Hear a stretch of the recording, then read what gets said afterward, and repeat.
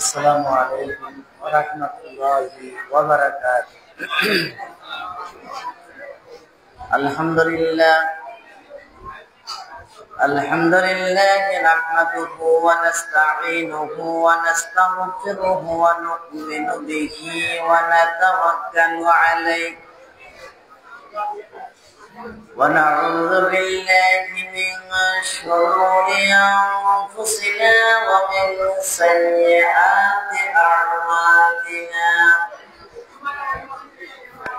من يهده الله فلا مضل له ومن يضلل فلا هادي له. ونشهد أن لا إله إلا الله وأشهد أن محمدا عبده ورسوله الذي أرسله بالحق بشيرا ونذيرا وداعيا إلى الله بإذنه وسراجا منيرا.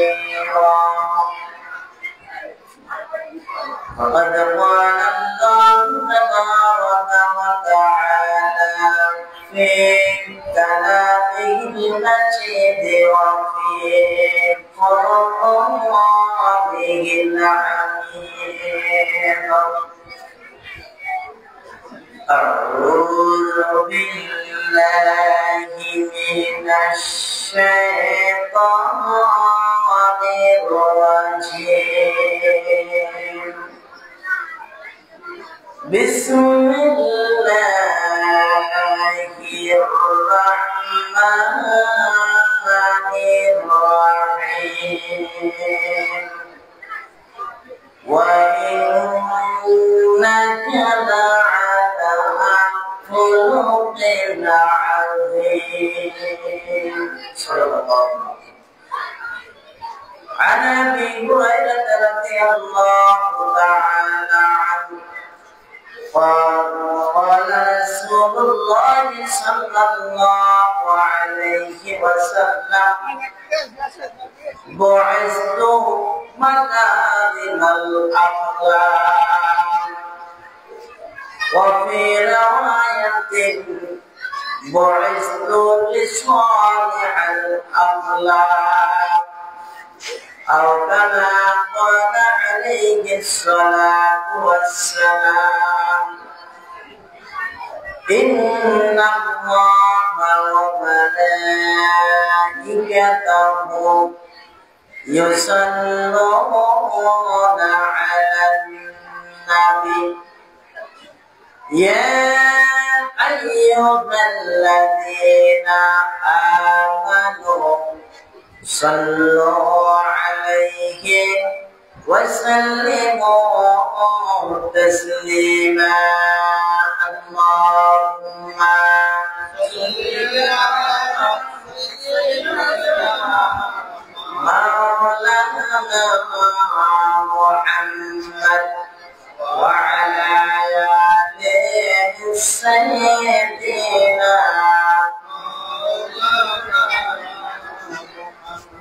বিশ্ব দেখেছে বারে বারে, বিশ্ব দেখেছে বারে বারে, মুমিন কখনো হারে না। জীবন দিতে জানে মুমিন, ঈমান হারাতে পারে না। আল্লাহুম্মা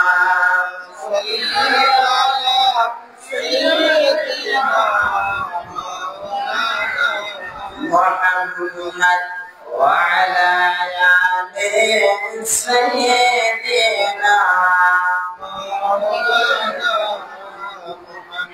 بلغ العلا بكماله كشف الدجى بجماله حسنة جميع خصاله صلوا عليه दे मुझे इश्क मोहम्मद और मोहम्मद में हो मोहम्मद ही मोहम्मद बिरद मेरा रात दिन बला वला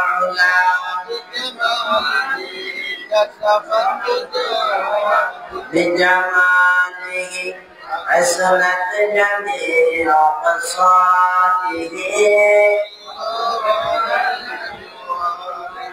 ঈমানের পথে অবিচল থেকে আমার মরণ যেন হয় কোরআনের পথে অবিচল থেকে আমার মরণ যেন হয় তোমারই কাছে মিনতি আমার তোমারই কাছে মিনতি আমার ও মহিম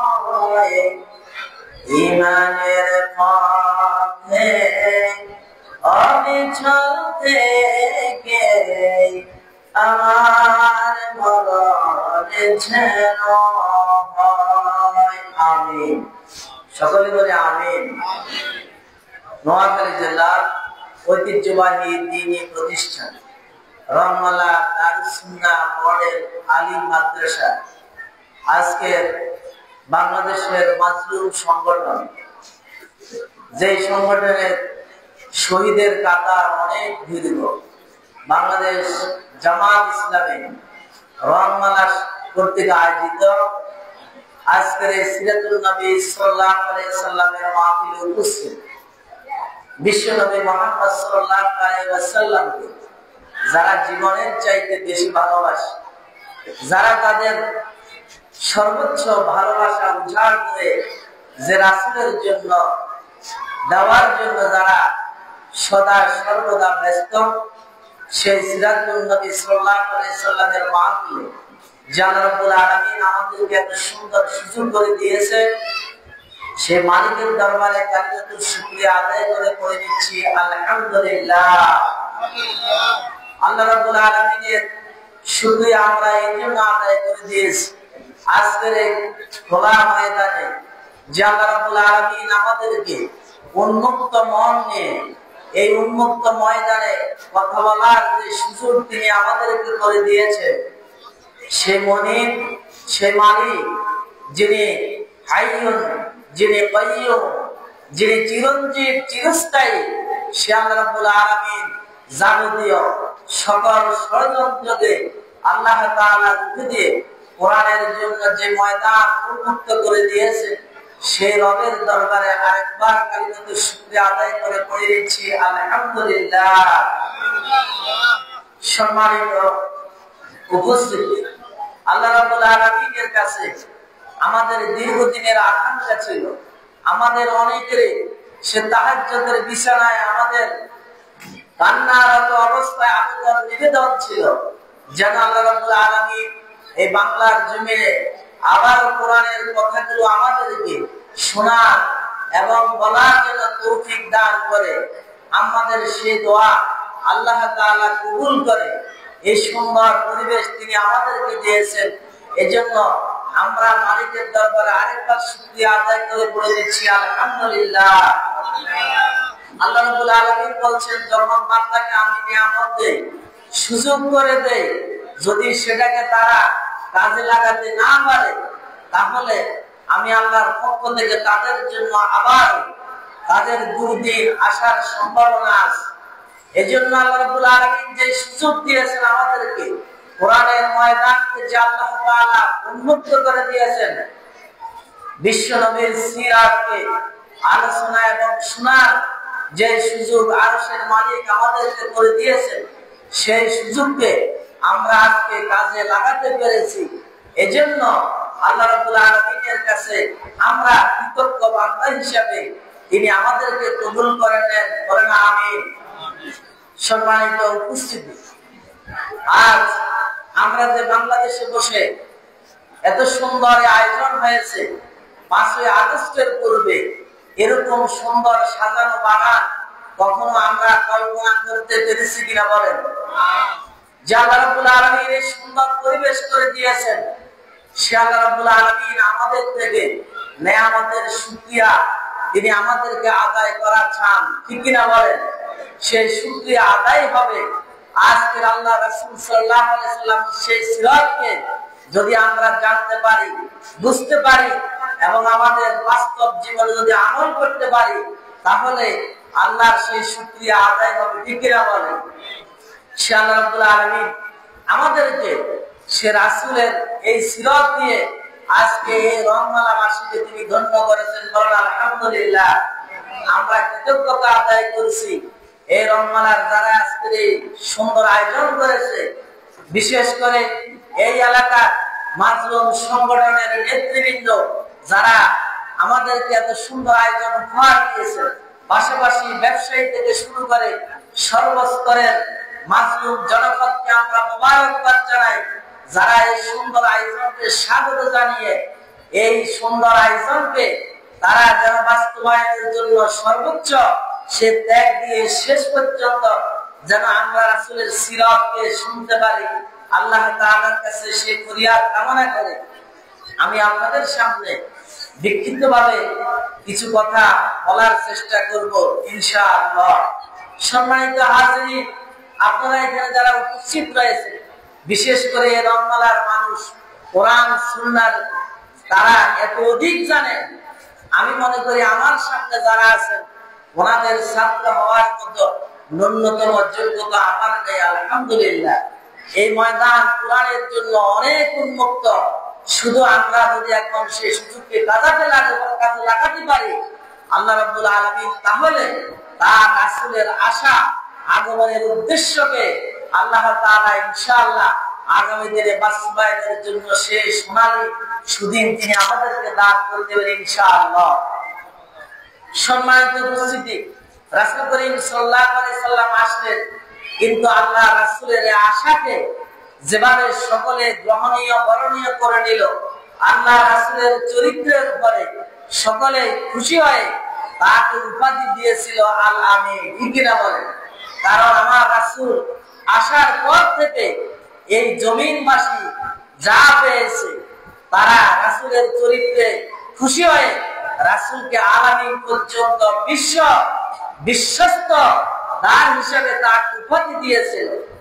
কিন্তু দেখা গেল সে রাসূল করিম সাল্লাল্লাহু আলাইহি সাল্লাম যখন আল্লাহর পক্ষ থেকে মূল মেসেজ দেওয়া শুরু করলো, তখনই বিরোধিতা বাধা আল্লাহ রাসূলের ঘর থেকে শুরু হয়েছে, ঠিক কিনা বলে? যে রাসূল করিম সাল্লাল্লাহু আলাইহি ওয়াসাল্লাম এমন চরিত্রের অধিকারী ছিলেন যার চরিত্রের গ্যারান্টি দিয়েছিলেন স্বয়ং আল্লাহ রাব্বুল আলামিন, সুবহানাল্লাহ। সে আল্লাহ রাসূল আসলেন এই জমিনে, আমিনার ঘরে আসার পর থেকে শুরু করেন মুহাম্মদ রাসূলুল্লাহ সাল্লাল্লাহু আলাইহি ওয়াসাল্লাম জাতির কাউমের লোকদেরকে যখন ডাক দিলেন, ইয়া আইয়ুহান নাস কুলু লা ইলাহা ইল্লাল্লাহু তুফলিহুন। নবী যখন আরবে ঘোষণা করে দিলেন, ও আরববাসীরা, তোমরা যদি সফল হতে চাও, জীবনের সব ক্ষেত্রে যদি তোমরা চূড়ান্ত সফলতার ধার প্রান্তে পৌঁছতে চাও, তাহলে জমিন যার শাসনবার কথা চলবে শুধু তার, তিনি এক আল্লাহ, তিনি ছাড়া আর কোনো ইলাহ নাই। যদি তা মেনে নিতে পারো, লাআল্লাকুম তুফলিহুন, তোমাদের দুনিয়ার জীবনটা আল্লাহ তাআলা সফলময় করে দিবেন, সুবহানাল্লাহ। আল্লাহর নবী ডাক দিলেন, তিনি তার ব্যক্তির দাওয়াত দিলেন না, কিন্তু তিনি কোন খানকা তৈরি করলেন না, তিনি কোন পীর মুরিদের দিকে ডাক দিলেন না, তিনি কোন তার বাবার আদর্শের দিকে ডাক দিলেন না। তিনি ডাক দিলেন আসমান যার, সৃষ্টি যার, জমিন যার, পাহাড় পর্বত তার, শুধু তার দিকে তিনি ডাক দিলেন। আল্লাহর নবী ডাক দেওয়ার সাথে সাথে যে নবীকে তারা আলামিন বলেছিল, তাদের বিশ্বস্তের কারণে নবীর কাছে সবকিছু তারা রাখতো, তাদের অর্থ সম্পদ গুলো আল্লাহ নবীর কাছে রাখতো। আবু জেহেলকে তারা বিশ্বাস করতো না, আবু লাহাব বা সাহেবাকে তারা বিশ্বাস করতো না। তাদের আমানতদার হিসাবে মুহাম্মদ সাল্লাল্লাহু আলাইহি ওয়াসাল্লামকে তারা বিশ্বাস করে। আল্লাহ নবীর কাছে তারা তাদের মূল্যবান জিনিসগুলো গচ্ছিত রাখতো।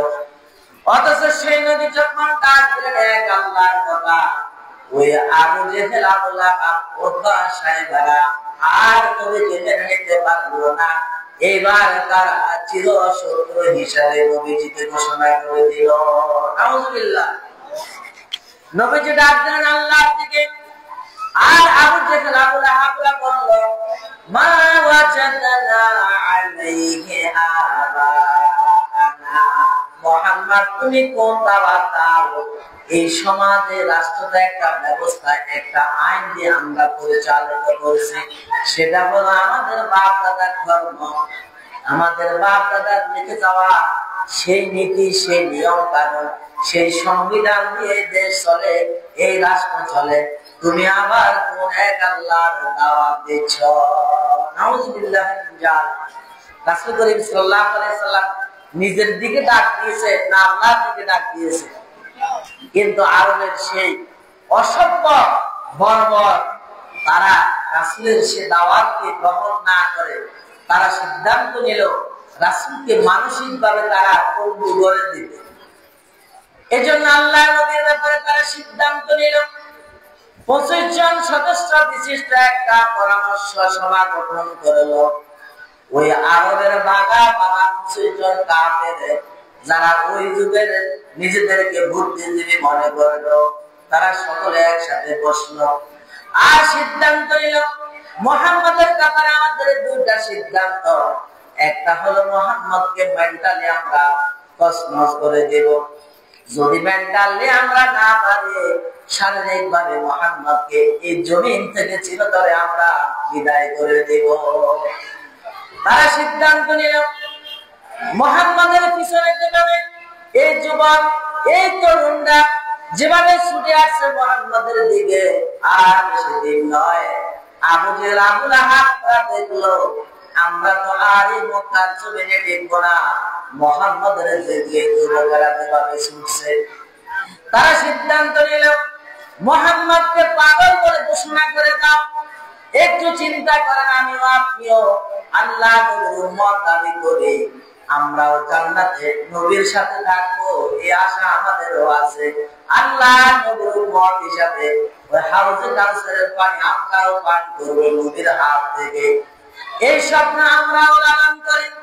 কিন্তু একটু খেয়াল করেন যে দাওয়াতের কারণে, যে মেসেজের কারণে, আল্লাহ নবী এক আল্লাহ থেকে ডাক দেওয়ার কারণে তারা সর্বপ্রথম মুহাম্মদকে বলল পাগল। জোরে বলেন নাউজুবিল্লাহ। আল্লাহ নবীর ব্যাপারে চতুর্দিকে তারা ঘোষণা করে দিল মুহাম্মদ একটা পাগল। নাউজুবিল্লাহ বলেন না।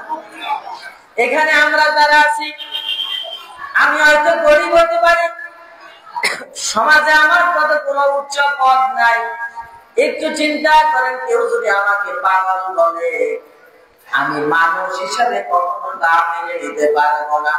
অথচ যার চরিত্রের সার্টিফিকেট স্বয়ং আল্লাহ রাব্বুল আলামিন দিয়েছেন, আরো সে আজিম থেকে যার চরিত্রের সার্টিফিকেট সে আল্লাহ রাব্বুল আলামিন বলছেন ওয়ামা সামিহুকুম বিমাজনুন। ও আবু জেহেল, আবু লাহাব, তোমরা যে মুহাম্মদকে পাগল বলে স্বীকৃতি দিচ্ছ, আমি আল্লাহ ঘোষণা দিচ্ছি তোমাদের সাথে তিনি পাগল নন। সুবহান। পাগল বলল তারা আপনাকে ইসলাম মানার কারণে, এই দিনের উপর চলার কারণে কেউ কি কখনো আপনাকে পাগল বলেছে? বলেন, বলে না। বললে আমরা এই পদে থাকতাম না। অথচ মুহাম্মদ সাল্লাল্লাহু আলাইহি সাল্লামকে তারা রাষ্ট্রীয়ভাবে পাগল বলে তারা ঘোষণা করে দিয়েছে। শুধু পাগল বলে তারা ছেড়ে দেয় নাই, আল্লাহ নবীকে তারা বলেছে মুহাম্মদ বানিয়ে বানিয়ে বলে, মনে হয় যেন একজন কবি। আল্লাহ নবীকে তারা কবি বলে উপাধি দিল, কারণ ওই আরব সমাজে যারা কবি হইত তারা ইনিয়ে বিনিয়ে বানিয়ে তারা অনেক গল্প কবিতা রচনা করত। তাদের কোন চরিত্র ছিল না। একটু খেয়াল করেন, আজ কবি সম্রাট বলে যে খ্যাত কবি ইমরুল কায়েস, যার সিলেবাস পৃথিবীর সকল বিশ্ববিদ্যালয়ে এখনো আছে। বাংলাদেশের প্রতিটি মাদ্রাসায় এখনো ইমরুল কায়েসের কবিতা পড়ানো হয়। সাহিত্যের জগতে অনেকবার চমৎকার উপহার সে পেয়েছে। সেই ইমরুল কায়েস, তার কাছে একদিন খবর আসলো তোমার বাবা বাড়িতে ইন্তেকাল করেছে। কবি ইমরুল কায়েস বলল, আলিয়ামা খামরুন ওয়াল গাদে আমরুন, আজকে কে মারা গেল কে বাঁচলো সেটা দেখার সুযোগ নাই। আজকে মদ আর নারী নিয়ে আমরা ব্যস্ত থাকি।